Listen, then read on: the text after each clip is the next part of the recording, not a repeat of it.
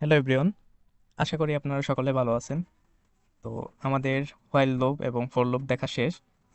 আমরা এখন পাইথনের কিছু স্পেশাল ফাংশন আছে যেগুলোকে আমরা লেস, স্ট্রিং এগুলো বলা হয়, বিভিন্ন ডাটা স্ট্রাকচার বলা হয়। এগুলা এগুলা সামনে অনেক অনেক অনেক অনেক কাজ দিবে, যেগুলো আমরা না শিখলেই নয়।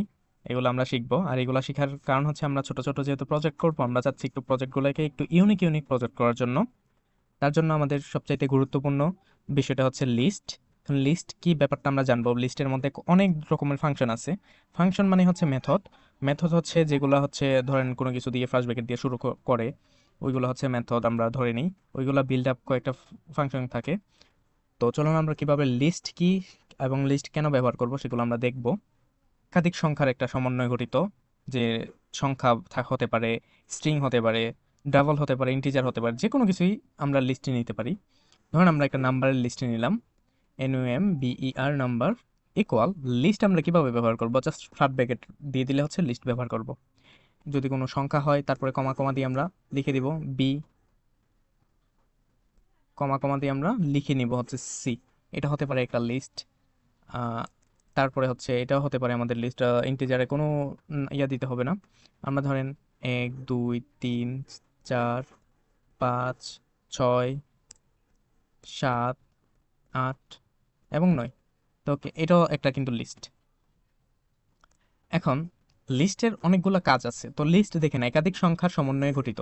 এটা 1 2 3 4 5 6 7 8 9 এরকম ভাবে হতে পারে, কিন্তু ধরেন কি লিখলেন আপনি, ধরেন নেম, নেম হিসাবে একটা লিস্ট আপনি তৈরি করে নিলেন থার্ড ব্রেকেট দিয়ে। আপনি জাস্ট ডাবল কোটেশন যেহেতু নেম নেবেন, তো আমি আর এ আর A F A R F এটি আরাফাত কমা দিয়ে আবার double quotation AHMED Arafat Ahmed. এটাও কিন্তু একটা লিস্ট। আপনি কমা কমা দিয়ে হাজারটা নিতে পারেন, ইন্টিজার হতে পারে, অক্ষর হতে পারে। এগুলো হচ্ছে সম্পূর্ণই আপনার ব্যাপার। আপনার যখন যে ডেটা নিয়ে কাজ করবেন সেগুলোর অনুসারে আপনারা লিস্ট তৈরি করবেন। তো আমি জাস্ট এটা দেখাই, নাম্বার এটা দেখাই। তো নাম্বার, তো লিস্টের মধ্যে অনেকগুলো মেথড থাকে। তো মেথডগুলো আপনারা স্ক্রিনে দেখতে পাচ্ছেন। তো মেথডগুলো হচ্ছে, প্রথমে আসেন আমাদের অ্যাপেনেট। অ্যাপেনেট মানে কি? অ্যাপেনেট হচ্ছে কোনো কিছু যোগ করা। ধরুন লিস্টের মধ্যে আমি একটা লিস্ট তৈরি করা হলো, তো এই লিস্টের মধ্যে আমি কিছু অ্যাড করতে চাচ্ছি, অ্যাড করা হচ্ছে আমাদের অ্যাপেনেট। তো এখন কিভাবে অ্যাড করব? ধরেন আমি 9 পর্যন্ত আছে, আমি 10টাকে অ্যাড করতে চাচ্ছি। জাস্ট আমি নাম্বারটাকে কল করব, ডট দিয়ে অ্যাপেনেট দিব। অ্যাপেনেট দেওয়ার পর যেহেতু এটা একটা ফাংশন, ফার্স্ট ব্র্যাকেট দিতে হবে। ফার্স্ট ব্র্যাকেটের ভিতরে আমি কত অ্যাড করব ভাই? আমি অ্যাড করবো হচ্ছে 10। তো এখন যদি আমি লিস্টটাকে প্রিন্ট করি, প্রিন্ট কোনটাকে প্রিন্ট করব? কেবলমাত্র আমি লিস্টটাকে প্রিন্ট করব। এই যে লিস্ট, কিন্তু লিস্ট না, লিস্ট হচ্ছে আমি নাম্বারের একটা লিস্ট তৈরি করছি। তার মানে আমি প্রিন্ট করবো হচ্ছে নাম্বার। আমি যদি এখন এটাকে রান করে ফেলি, এন, জাস্ট এখন ঠিক আছে, এটা এন সি হয়ে গেছিল। তো দেখেন আমার কিন্তু নাম্বার হয়ে গেছে, মানে 1 2 3 4 5 6 7 8 9 10, 10 সংখ্যার কিন্তু একটা নাম্বার হয়ে গেল। তো আমার লিস্টে কত ছিল?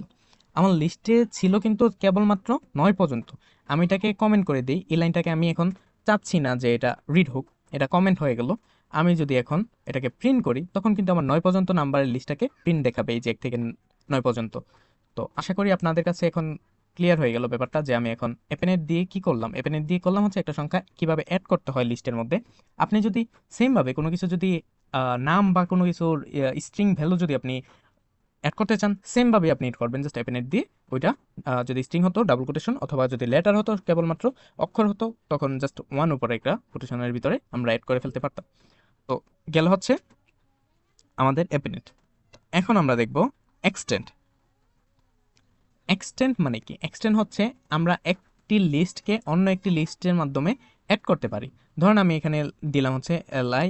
এলআই দিয়ে আমি বোঝাচ্ছি একটা লিস্ট। ধরুন আমি এলআই, এলআই দিয়ে একটা লিস্ট, লিস্টের মধ্যে আমি দেওয়া হচ্ছে আপনার 11, ধরেন 10 এবং 11 দুইটা, বা আমি কমা দিয়ে আমি তিনটা দিয়ে দিই, দিয়ে দিলাম হচ্ছে আরেকটা নতুন একটা লিস্ট তৈরি করলাম। এখন আমি কি করব? Number dot extend. এক্সটেন্ড করবো হচ্ছে কোনটাকে? এক্সটেন্ড করবো হচ্ছে এই লিস্টটাকে। এই যে এই লিস্ট আমি আরেকটা তৈরি করলাম, এটাকেই জাস্ট আমি করে ফেলবো। এখন আমি যদি প্রিন্ট করি, এখন যদি আমি প্রিন্ট করি, আমার ব্যাপারটা কি হবে? ব্যাপারটা হবে এই যে দেখেন আমার কিন্তু এই লিস্টটা ওইটার ভিতরে অ্যাড হয়ে গেল, এখানে যতগুলো ভ্যালু আছে ওই ভ্যালুগুলো কিন্তু ওই লিস্টের ভিতরে চলে গেল। তখন আসবে আমার 1 2 3 4 5 6 7 8 9 10 একদম 13 পর্যন্ত, মানে হচ্ছে এইটার ভ্যালু পর্যন্ত। তো এই গেল হচ্ছে আমার এক্সটেন্ড হচ্ছে গেল এটা। এখন হচ্ছে খুবই গুরুত্বপূর্ণ ইনসার্ট।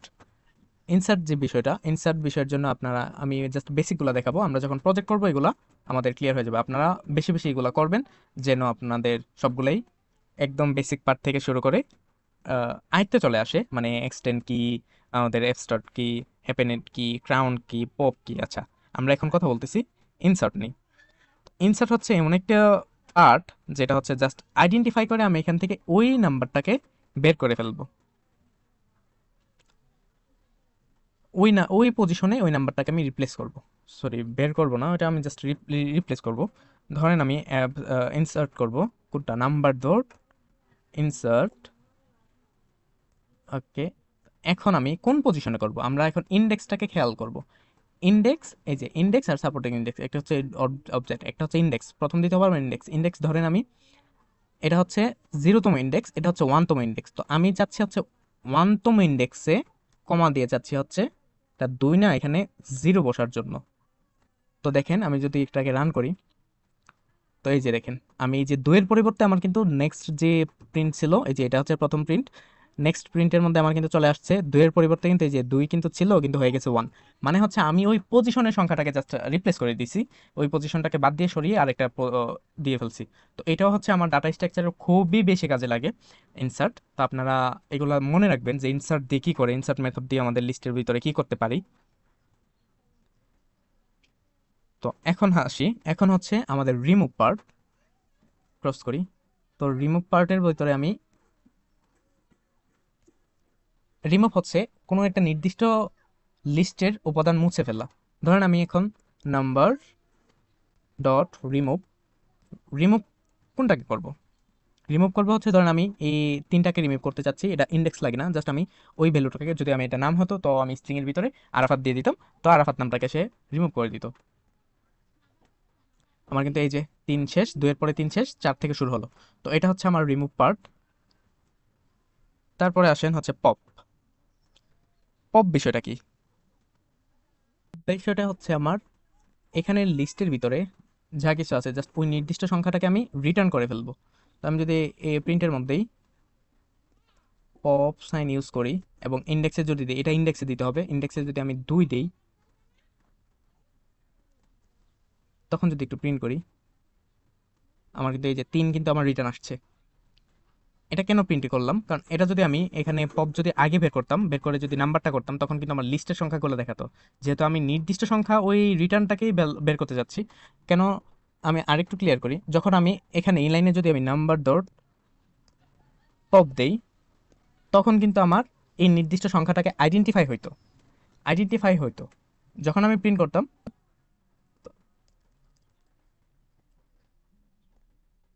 তো এই যে দেখেন, আমি যখন নাম্বারটাকে প্রিন্ট করতেছি, তখন কিন্তু সে এই পজিশনের যত কিছু আছে কেবলমাত্র এই 3টাকে বাদ দিয়ে সবগুলো প্রিন্ট করে দিচ্ছে, মানে হচ্ছে লিস্টের সবগুলো উপাদান প্রিন্ট করছে। যখন আমি পপ দিলাম 2, মানে হচ্ছে 2 নাম্বার পজিশনটাকে বাদ দিয়ে দিল। আমি যখন জাস্ট এইখানে প্রিন্ট পজিশনে যখন আমি নাম্বার ডট পপ দেই, নাম্বার ডট পিওপি, পপ, এই যে এখন, এখন যদি এটা করি, এটা করলে আমার কি হয়, এটা করলে হচ্ছে কেবল যেটা হচ্ছে আমি সরালাম, মানে হচ্ছে যে ইন্ডেক্সটাকে আমি করলাম হচ্ছে 2 নাম্বারের ইন্ডেক্স কোনটা, এটা হচ্ছে 0, এটা 1, এটা 2, মানে হচ্ছে 3 নাম্বার। এই 3কেই কেবল সে রিটার্ন করবে, আমাকে শুধু প্রিন্ট করে 3টাকে দিবে, 3 নাম্বার পজিশনটাকে আমাকে রিটার্ন করবে। গেল এটা, এটা আপনারা যদি ওইরকম ভাবে করেন, এটা কিন্তু ওইটাকে বাদ দিয়ে দিবে। আর কিভাবে বাদ দিতে হয় এটা তো আমরা জানি, ওটা জাস্ট রিমুভের মধ্যে দিয়ে দিলে কিন্তু আমার এটা প্রপ হয়ে যায়। কাউন্ট করব, কাউন্ট, যেটা যে কাউন্ট মানে হচ্ছে আমার একাধিক ভ্যালু কয়বার আছে। ধরেন আমি এখানে একটা লিস্টের মধ্যে 5-এর পরে আমি কমা দিয়ে দিয়ে দিলাম হচ্ছে 3,4,5।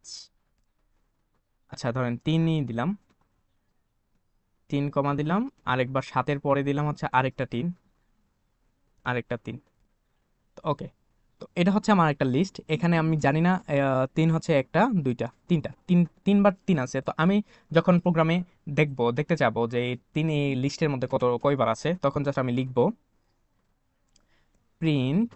এটাও প্রিন্ট লাইনের ভিতরে দেখতে হবে, নট বাইরে। বাইরে হচ্ছে ওইগুলা অ্যালাউ করে, কিন্তু এইগুলা হচ্ছে লিস্ট। যখন আমি এটাকে বের করব, ওই নির্দিষ্ট সংখ্যাটাকে যখন বের করার পর যখন আবার লিস্টটাকে প্রিন্ট করব, তখন ওই সংখ্যাটা বাদে বাকিগুলো লিস্টের উপাদান প্রিন্ট হয়ে যাবে। যখন আমি ওই এক্স্যাক্টলি একটা সংখ্যাকে আইডেন্টিফাই করব, একটা সংখ্যার ভ্যালু আমি জানতে চাবো লিস্ট থেকে, তখন ওইগুলা প্রিন্ট লাইনের ভিতরে আমার সবগুলো অপারেশন করতে হবে। সবসময় এই জিনিসটা খেয়াল রাখবেন যে আমি যখন নির্দিষ্ট কোনো সংখ্যা নিয়ে কাজ করি লিস্টের, তখন ওই নির্দিষ্ট সংখ্যাটাকে কেবল প্রিন্টের ভিতরে আমি টাচ করব, করার করব প্রিন্টের ভিতরে।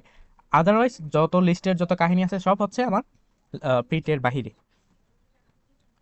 তো ওকে, এখন হচ্ছে আমি কি করতেছিলাম, কাউন্ট করব। তো নাম্বার ডট কাউন্ট হচ্ছে এই যে কাউন্ট করবো হচ্ছে কোনটা, ফার্স্ট ব্র্যাকেটের ভিতরে কাউন্ট আমি 3কে করব। 3 কয়বার আছে আমি এটা জাস্ট দেখে নিব।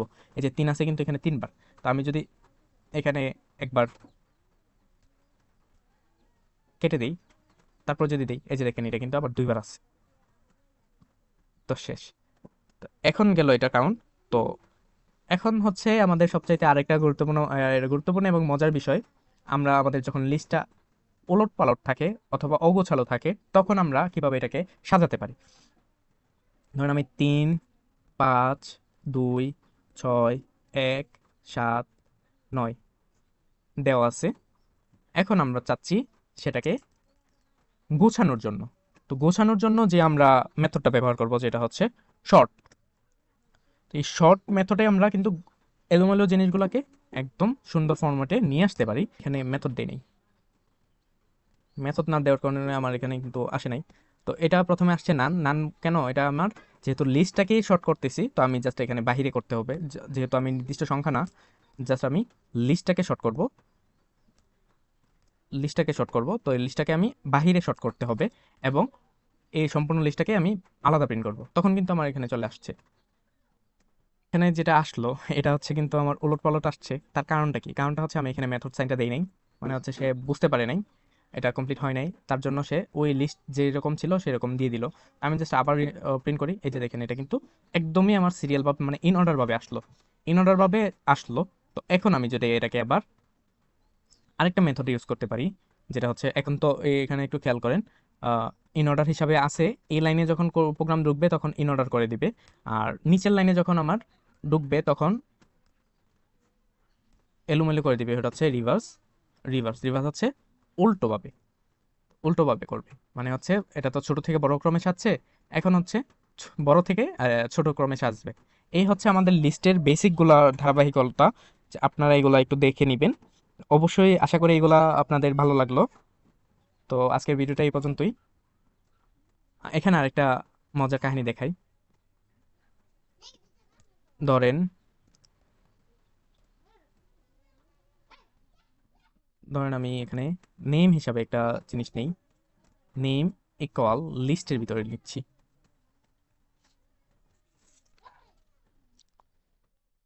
এখানে নিচ্ছি হচ্ছে আমার ফার্স্টে আমি ডাবল কোটেশন দিব হচ্ছে, ধরেন আহ,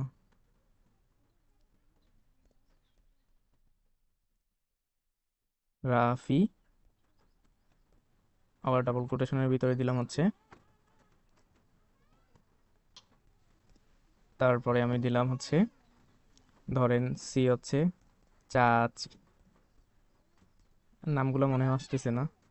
ডাবল কোটেশনের ভিতরে আমি দিলাম হচ্ছে এতে ধরেন আরাফাত, আরে এফ এ টি আরাফাত দিয়ে দিলাম। ধরেন এটা একটা দিলাম। এখন এটাকে আমি ইন অর্ডারে প্রেস করতে যাচ্ছি। হচ্ছে কিভাবে করব, ধরেন হচ্ছে নেম এনএমই নেম ডট শর্ট। শর্টে যদি আমি দেই, তখন এটাকে কি আসবে, আমি প্রিন্ট করে দিব হচ্ছে জাস্ট নেমটাকে, এনএমই নেম। এখন এটাকে কি হবে, এখন আমার কিন্তু আসছে আরাফাত ভাই চাচি রাফি। কারণ হচ্ছে যখন আমরা স্ট্রিং নিয়ে কাজ করব, তখন আমার এবিসিডিকে সে আইডেন্টিফাই করবে, এ কোনটা, এ থেকে বি ক্রমে সাজাবে। আর যখন আমি এটাকে রিভার্স করে দিব, তখন কিন্তু আবার উল্টা জেড থেকে আসবে। তো নেম ডট রিভার্স এখন যদি আবার প্রিন্ট করি তখন আমার এটা উল্টা আসবে, রাফি চাচি বাই আরাফাত।